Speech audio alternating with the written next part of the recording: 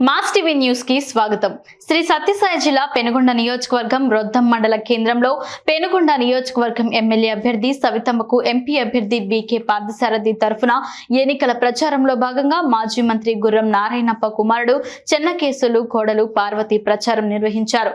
వారు సవితమ్మ భర్త వెంకటేశ్వరులతో కలిసి ఇంటింటికి తిరుగుతూ సూపర్ 6 పథకాల గురించి వివరించి సైకిల్ గుర్తుకు ఓటు వేసి అఖండ మెజార్టీతో ఎమ్మెల్యే అభ్యర్థి సవితమ్మను ఎంపీ అభ్యర్థి బీకే పార్థసారథిను గెలిపించారు. ఈ కార్యక్రమంలో Telugu Desam party convener Narahari Venkatarami Reddy, Madhava Naidu, Chandramouli, Subbaratnamma, Chinnappaiah, GVP Naidu, tailor Anjaneyulu, Ashwath Narayana, Murali, Chandrasekhar, Veeranjaneyulu, Valmiki Chandra, Tirupal Naidu, Akbar, Chennakesavulu, Chandrasekhar Naidu, Nagendra తదితర తెలుగుదేశం, బీజేపీ, జనసేన పార్టీ నాయకులు, కార్యకర్తలు, అభిమానులు పాల్గొన్నారు.